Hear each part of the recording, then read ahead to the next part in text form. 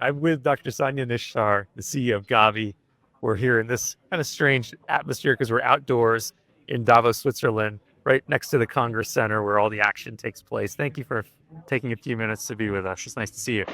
Thank you, Raj. Always a pleasure to talk to you. So you're fairly new in this job as CEO of Gavi, about 8 months. I've known you for a lot longer than that. I think many people are in the Devex audience do too. Maybe just tell us a word about what brings you into this role, because you've had a long career in both global health and even in your country's own governance. Like, tell us a little bit, who is Dr. Sanya Nishtar? So, first of all, thank you for the opportunity. I trained as a physician in Peshawar, which is a small town on the Pakistani border with Afghanistan. And I had the opportunity to work on the front lines of healthcare for a very long time, really to work at the grassroots level. And then there was a hiatus period in my career for about 6 years when I got married and I had two children and decided not to work. And subsequent to that, I trained as a cardiologist and started working as a cardiologist as Pakistan's first woman cardiologist. Excellent cardiologist. But decided to leave that in the pursuit of equity, and it's a long story on why I moved that decision. Subsequent to that, I did establish a foundation focused on health systems and then disease prevention. And then I entered the international community extensively, sitting on boards with various organizations, INGOs, work extensively with WHO on various committees, fora, chaired several commissions for them, engaged with the UN system. And then I subsequently joined the government. I had one small term as a minister, then more recently a much longer term as a minister of social protection. I was a legislator for the last 2 years before I joined Gavi. In the Senate, is that right? I was a senator, yes. And prior to that, I was a minister of social protection in the cabinet of Prime Minister Imran Khan. Had the utter privilege of working at the grassroots level once again after my career as a physician, which is how I started. And then this opportunity came in, and here I am. It's really an amazing career. You've gotten to see how global health has shifted over many years. One of the big success stories in global health has been increasing vaccination rates and the number of lives of children that have been saved. I think, how many years has Gavi been around now? So Gavi has been around for 25 years. In fact, Gavi was born in Davos. This is our 25th birthday. And I've been receiving birthday felicitations from colleagues all through this morning. Yeah, it's an amazing thing. Very humbling to come back after 25 years and to talk about the success. And it tracks your career in a way, global health. I mean, you've seen over the last 25 years how having an instrument like Gavi, the growing budgets for global health, their growing focus on it, has led to some real progress in this space. Yes, I think I'm privileged in the sense that I had the opportunity to be on the ground as a doctor, worked as a civil society advocate in the country, understand a little bit about the INGO landscape, then worked with the government as a minister. So being on the tables to legislate, so it gives you an insight into global health from different vantage points. It really helps you join the dots because if you haven't been in a particular role, sometimes you fail to get that granularity, which is so essential for decision making. So what is this job like? I mean, I know you had probably a better window into it than almost anyone who could take the job because of that career. But now that you're in it for 8 months, what is it like to be the CEO of Gavi? What is your work actually? I joined at a time when the organization was quite at an inflection point because it had taken the organization 18 months to transition to a new CEO for a very unique situation had arisen. So there was a lot of internal housekeeping to do with certain internal challenges that I am still managing. It's just for people listening, the CEO had left. There was an acting CEO, then a new CEO was about to be appointed, but that didn't work out. Exactly. And so it extended the period more than it would have been. Thank you for clarifying. And of course, when a transition of that nature happens, a lot of things need to be streamlined and brought back on track. So, as a new CEO, I like to get the house in order first.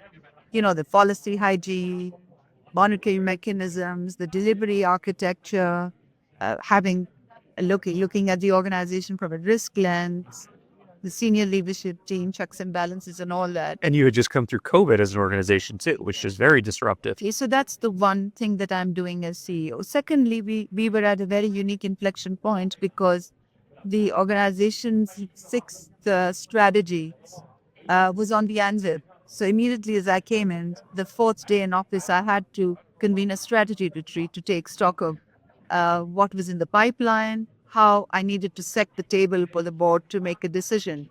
The retreat, the decision-making retreat was just a month after I'd taken over. So that was I hope you like the strategy that you came in to find. yes. I think we have some very important shifts that the board decided upon, and our job is to execute. And then we were also kicking off our replenishment. So the second day in the job, I was in Brussels, I think, and the fourth day I was in London. And since then, I've been to 20 countries, showcasing the work of Gavi. And it's very humbling to see the support that Gavi has. Your question was about what is it like, and I was talking to you about the internal proof hygiene exercise, the strategy, replenishment, and then of course I come with my own perspectives on how things need to change for the better. How I have this amazing opportunity to build further on an organization which has done so amazingly well, and I come from an implementing country, so I look at Gavi from a very different vantage point, and then it changes the banding. So it's an exciting time. Yeah, I've had health ministers, people who've been in your roles in the past in government, who appreciate what Gavi does, but also find it challenging sometimes. And it's a tension. The donors are funding you to deliver vaccine. But of course, the health ministry has to look at the whole system and think, do we have the cold chain, the stores, the trained healthcare workers? Do we have everything needed? Because a vaccine on its own, it can't be a silver bullet. How do you think about that tension since you've been on both sides of it? And what do you hear now as you go around and talk to? So, of course, as you very rightly summarized, I think you asked a question and you very elegantly answered that. So, the vaccine is, of course, an intervention, but the intervention doesn't drive change on its own. You need workforce, you need a functioning system, you need all the infrastructure around that, uh, uh, uh, and of course, Gavi just doesn't provide vaccines on the tarmac. It also provides operation support for funding. And we work very closely with sister agencies on the ground. And on a case to case basis, depending on the country of operation, there are different arrangements in place on who we work with. Who are some of those sister agencies or people listening? So the Global Fund has the closest business model, for lack of a better expression, to us. We work very collaboratively with them. Then, of course, there are a number of different bilateral entities providing health system support, putting money into vaccination, even at the country level. There are multilateral entities. There's the bank, there are regional banks, there are philanthropies that have a huge footprint in countries.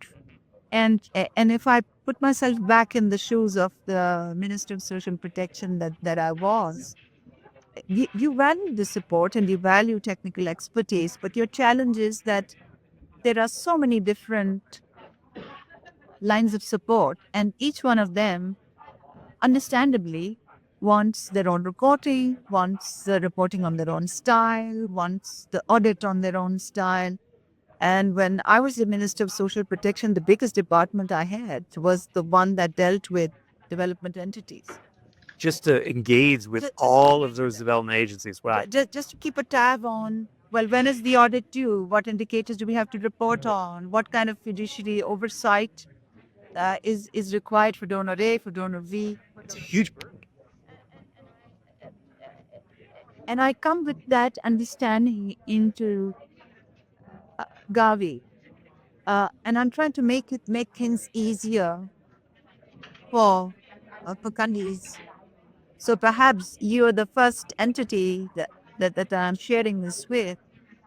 There's a transformation, there's a change plan that we talk about more in the coming weeks. We call it the Gavi leap into 6.0, because a new strategy period is also an opportunity for a reset. And as part of the reset, I think the most important thing for me and for my colleagues is to put the country at the heart of the transformation, because our work is for them. It's our work is for the child who will not get vaccinated. We do not bring the vaccine to them, to that child. And we have to start looking things from their vantage point. And we have to make things a lot easier for customers. And that means working together as global health institutions a lot better as well. Yeah, there has been a natural tendency, especially because everyone's looking for money from the same donors, for there to be almost a kind of competition. But yet, figuring out how you can all work better together is key. Exactly. And I think the most important thing is to leave your ego at the door. You know, if your reference point is that poor woman in that mud hut in the middle of that village with no water, with no electricity, with no sanitation, and your reference point is to be able to get to them, then I think as global health institutions, we have to leave our egos at the door. And we've got to join hands and try to collaborate better, exploit synergy, recognize each other's comparative advantage, in a very proactive way, chalk out collaborative division of labor so that there's no fragmentation, there's no duplication. There is this one voice and one line of support at the country end. And I think this also has to do with being a bit bold, because a lot of times we deal with countries and systems that have systemic constraints. And as donor entities, if you're just tinkering around the margins, not getting at the real problem, then you then you're not then you're not making a lasting difference.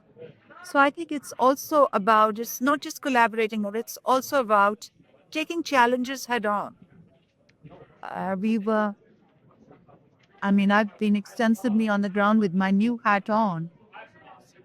And a lot of times I see in primary healthcare facilities, there's just the Global Fund kiosk with medicines and the Gavi kiosk with cold boxes and vaccines.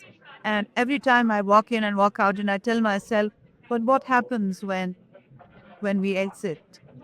And we need to do a far better job in terms of strengthening these systems in ways that will have a lasting impact on. We do that to a very large extent. I mean, Gavi provides this cold chain equipment, and we, every primary healthcare facility that you walk in anywhere in the world will have a Gavi stamp freezer. And I think that's a huge investment in its own right. We invest in the health management and information systems. We have helped, but there's more to do. There's more to do because there are health systems constraints that we really need to overcome at the last mile, particularly to primary health care. And it sounds like this Gavi leap idea is to get to the point where those health systems are strong enough on their own that you're not there kind of temporarily holding them up. Is that sort of how I should see it? The some of the I'll answer your question, but I'm just going in another swim layer to do that. As an international community, we're very good at pilots, and there clearly is a lot of potential in technology and process engineering. The challenge is to bring them to scale, and that's part of what the Gavi Leap idea also has, to put in place a scale-up instrument so that we can scale up proven solutions, because it's not enough to have things as little pilots.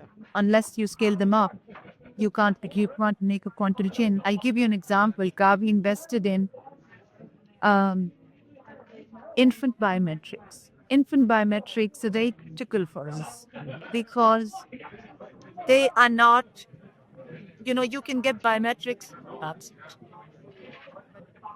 because you can. The fingerprints are hard to capture, right? So we're trying to forget infant biometrics on a cell phone. And if we can get that at a commercial scale, for lack of a better expression, and if we can get that on a cell phone, then the potential for us to track vaccination of infants will really open up a whole new window of opportunity. So it is these kind of interventions that we're trying to scale, which can really have the potential to leapfrog us to the next level in deployment and in upcoming systems as well. I remember when you were at the WHO and we were in a panel together, your enthusiasm for how quickly technology was moving, including wearables. And you said, look, people are going to vote with their feet and people are going to move and start buying these products that we need as a global health system to figure out how do we adopt this technology. So it's exciting to hear that that's a focus of yours now. So even today, a woman in the furthest health village in Malawi, in Mozambique, in Pakistan can auscultate, can take her heartbeat with her cell phone. That technology exists. Even today, she can send her signal to an electronic health record in the cloud. That technology exists. Even today, the technology exists for that cloud to send a signal to an Uber to take her to a physician. And even today, the technology exists for the doctor to test her treatment on her digital twin and get the prints, her pills printed at the nearest store, and get the insulin delivered to her door or through a drone. Standalone, those technologies exist. And by the way, Gavi has done an amazing job of supporting some of these technologies. The drone program, for instance. Sure. Line you're thinking of, right? Zipline, exactly. That is an intervention that Gavi supported, and now it has a life of its own, supporting many countries. The challenge is in piecing everything together. Piecing all these technologies that exist at a standalone level and are commercially viable for some solution, but they're not pieced together for the last mile. And I think the challenge and what we're trying to achieve through the Scale Up Fund is to piece together these technologies and make them work for immunization outcomes, which is our mandate. We only have a few minutes before I have to get you out of the cold. But you mentioned earlier you knew, so you can't blame anyone. When you took this job, one of the first things you'd have to do was to raise this funding round, which is hard to do. Tell us, how is it going? How much are you looking to raise? I know you've announced that the European Commission and the Gates Foundation are co-hosting this round. But, what are you looking to do and how is that going?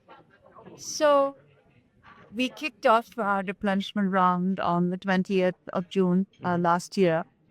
And it was a very well attended event. There were 6 heads of state items. There were about 20 ministers of health from Africa. This goes to show the level of commitment. And of our ask of 6 or 9 billion, we were able to raise around 3 billion between then and announcements at the UNGA.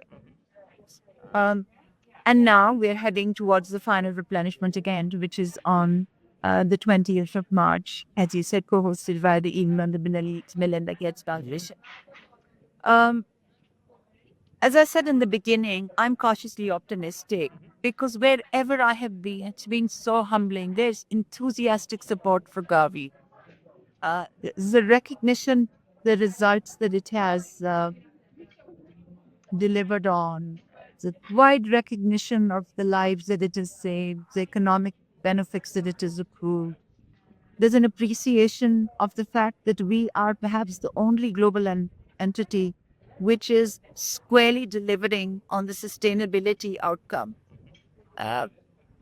Not sure if your listeners would know that when Gavi starts introducing vaccines in a country, countries co-pay. And as their economic situation improves, their share of co-pay increases. Ultimately, they graduate from our support. So India was once a Gavi supported country. Today they are underwriting the cost of vaccines entirely on their own. They've completely graduated from Gavi support. There are 19 others that have graduated. This year alone, we will have close to $217 million of hard cash contributions in as co-financing support of the vaccines. This is a hard outcome, and I say this with a lot of humility, on which no other global health agency delivers. Yeah. And the reason why I mention this is because countries recognize it. Countries recognize that we've now developed our systems and processes to be able to respond better in global health emergencies. So during MBOX, I mean, during COVID-19, it took months before the money was raised to order the vaccine. But in MPOX, now that the systems and processes are there, it took us just a month after the emergency was announced and 3 days after the pre-qualification of vaccines for us to order the largest consignment. It's a long-winded way of saying the way we are positioned to deliver results and hitting both human and economic bottom lines, our ability to forge collaboration with the private sector, which is concrete, tangible, and has resulted in huge outcome. Our the sustainability dimension, the global health security dimension is something that countries deeply appreciate. And yet, of course, this is a week when the U.S. is a new administration. We're here in Europe, where many countries are looking at cutting their development and health budgets. The politics, the political winds are not blowing in the direction of global health today. How do you see that, and what do you think the impact is, not just on Gavi and on this replenishment, but on the broader global health agenda?